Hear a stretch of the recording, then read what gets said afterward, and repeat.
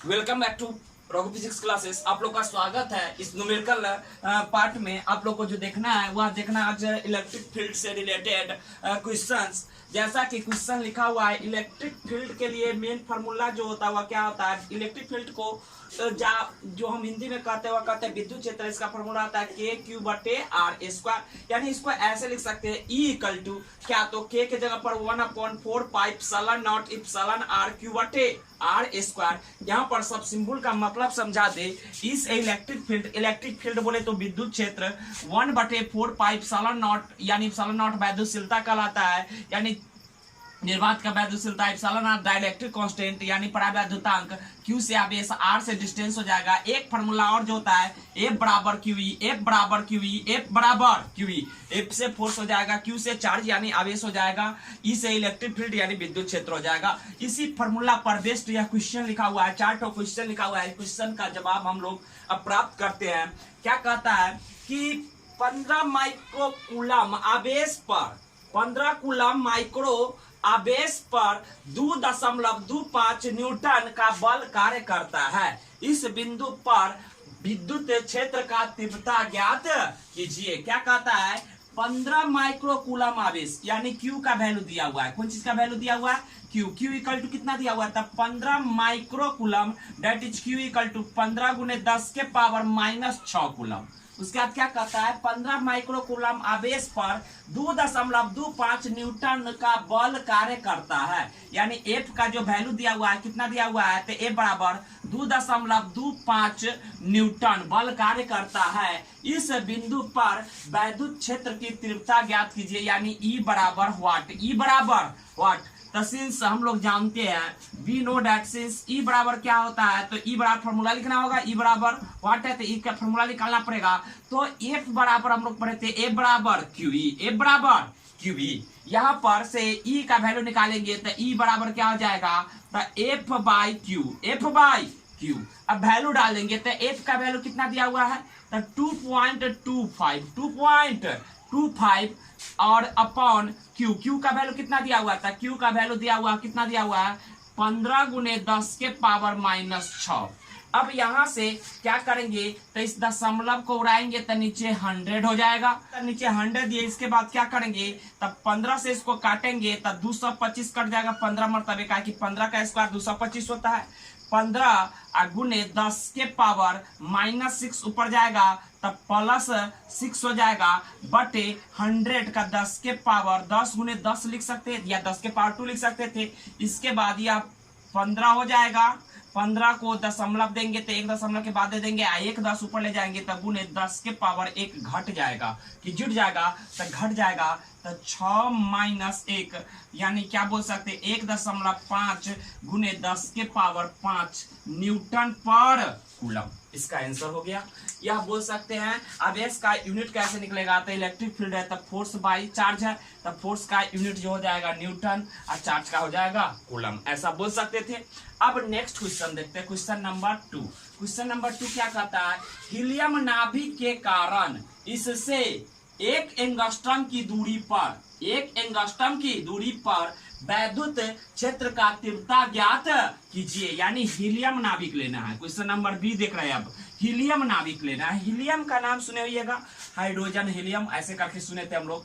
B number question solve कर रहे हैं। क्या कहता है, हीलियम नाभिक के कारण इससे 1 एंगस्ट्रॉम की दूरी पर, यानी R बराबर क्या है, 1 एंगस्ट्रॉम दैट इज 1 गुने 10 के पावर -10 मीटर। 1 एंगस्ट्रॉम में कितना मीटर होता है, तो 10 के पावर -10 मीटर की दूरी पर वैद्युत क्षेत्र तीव्रता ज्ञात कीजिए। यानी E बराबर व्हाट, विद्युत क्षेत्र को इलेक्ट्रिक फील्ड कहते हैं, इलेक्ट्रिक फील्ड इंटेंसिटी भी बोलते हैं। यानी E बराबर व्हाट, E का वैल्यू निकालना है। तो यहाँ पर क्या करेंगे, आपको Q का वैल्यू दिया है, देखिए इनडायरेक्ट रूप में दिया हुआ है हीलियम नाभिक पर। तो हीलियम का जो एटॉमिक नंबर होता है Z बराबर कितना होता है 2, और जितना इलेक्ट्रॉन होता है उतना ही प्रोटॉन होता है।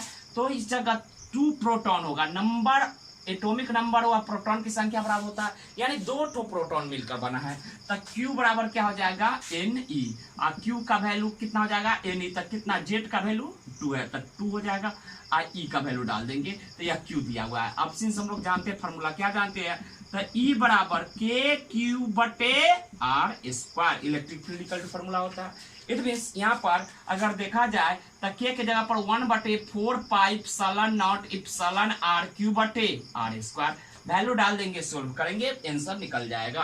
क्या दिया हुआ है, तो 1/4 पाई एप्सिलॉन का वैल्यू कितना होता है, तो 9 × 10⁻9। क्यू का वैल्यू कितना दिया हुआ है, तो 2 गुने ई, यानी 2 गुने ई का वैल्यू 1.6 गुने 10⁻−19 कूलम हो जाएगा। बटे कितना लिख सकते हैं, तो हम लोग लिख सकते हैं इप्सिलॉन आर। तो इप्सिलॉन आर का वैल्यू कितना दिया हुआ, तो सर इप्सिलॉन आर का कोई मीडियम का बात नहीं करता, तो कितना वैल्यू ले लेंगे, 1, यानी 1 ले लेंगे। अगर मीडियम का आता तो दूसरा वैल्यू लेते हैं हम लोग। उसके बाद आर का वैल्यू कितना दिया था, 1 एंगस्ट्रम, यानी 1 गुने 10⁻−10 का आर स्क्वायर है, इसीलिए स्क्वायर कर देंगे। इसको जब सोल्व कीजिएगा तो आप लोग लिख सकते थे, क्या लिख सकते थे, तो ई इक्वल टू क्या हो जाएगा, तो इसको गुना करेंगे तो 9 × इसको गुना कीजिएगा तो 16 दूना 32, यानी 3.2 गुने 10 के पावर कितना हो जाएगा, तो 9 इधर से और इधर से -19, यानी 9 - 19।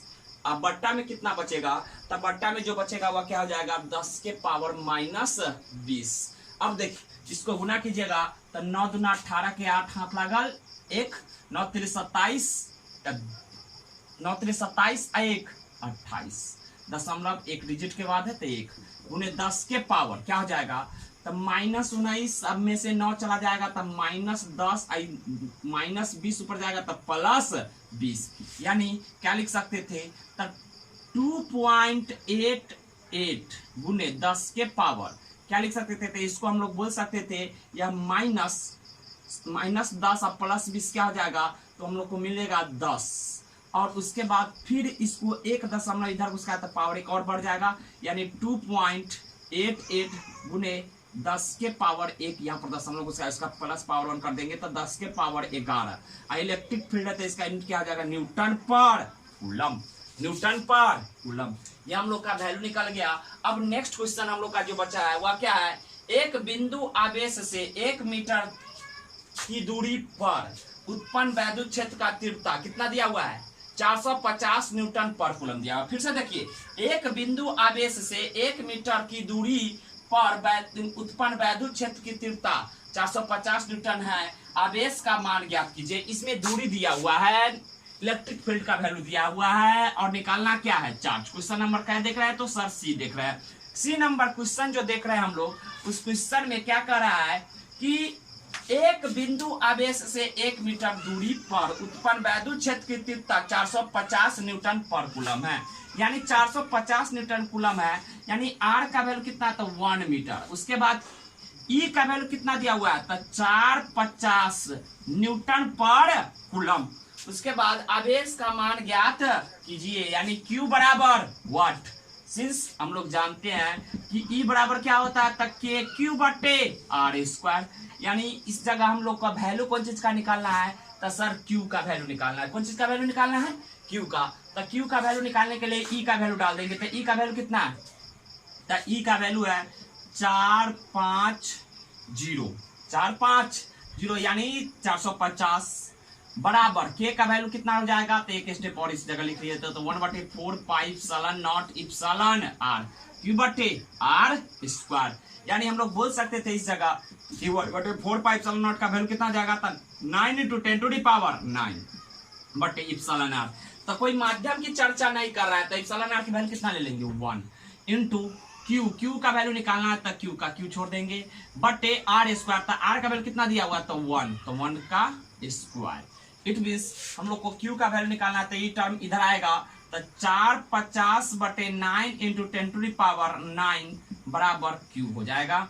इट मीन्स जब इसको आगे बढ़ाइएगा तो 9 से काटिएगा तो 9 × 5 = 45, यानी 50 हो जाएगा। इसको आगे बढ़ाइएगा तो 50 गुने 10 के पावर या 10 के पावर 9 जाएगा ऊपर, तो -9 बराबर क्या हो जाएगा, Q।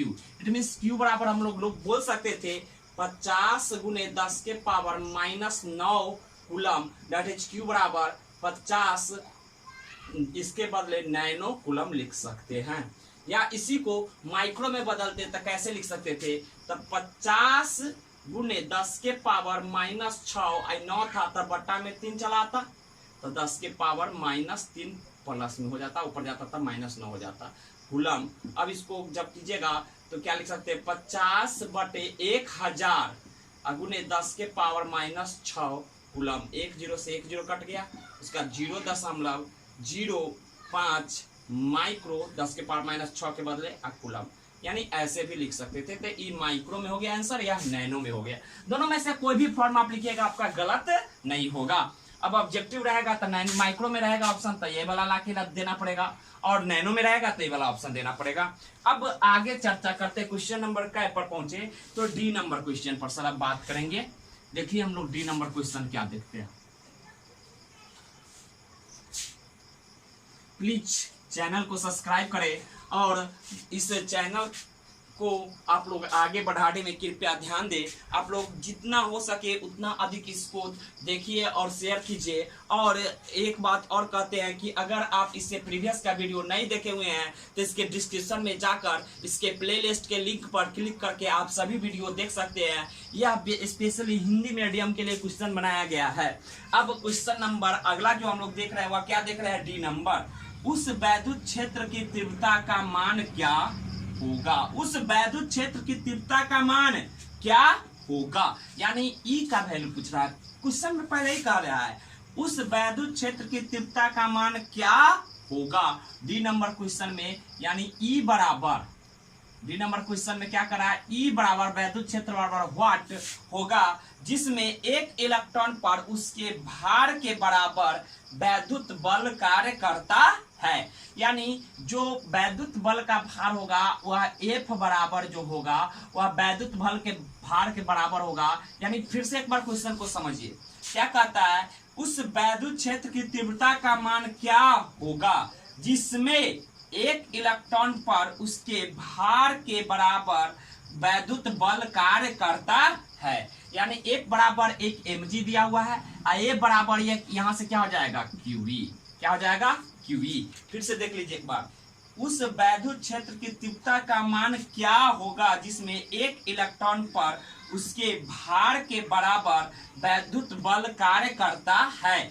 यानी वैद्युत बल जो होता है इलेक्ट्रॉन पर जो लगता है इलेक्ट्रिक फील्ड के द्वारा वह उसके वेट के यानी भार के बराबर हो रहा है। इट मीन्स उसका भार जो mg है उसके वैद्युत बल के बराबर है। यानी यह वेट जो होगा वह उसके फोर्स के बराबर हो जाएगा, इलेक्ट्रिकल फोर्स के बराबर होगा। यह क्वेश्चन में कह रहा है। यानी अकॉर्डिंग टू क्वेश्चन क्या कहता है, वैद्युत बल बराबर वैद्युत बल बराबर भार, वैद्युत बल बराबर भार बोल सकते थे अकॉर्डिंग टू क्वेश्चन, क्वेश्चन के अनुसार, जिसमें एक इलेक्ट्रॉन पर उसके के भार के बराबर वैद्युत बल कार्य करता है। तो वैद्युत बल बराबर भार हो जाएगा, तो वैद्युत बल वह QE के बराबर होगा और भार क्या हो जाएगा, तो mg के बराबर। अब यहाँ पर हम लोग को कैलकुलेट करना है, वह क्या कैलकुलेट करना है, तो सर हम लोग को इलेक्ट्रिक फील्ड निकालना है। तो इलेक्ट्रिक फील्ड E बराबर क्या हो जाएगा, तो mg बट्टा q, mg बट्टा q।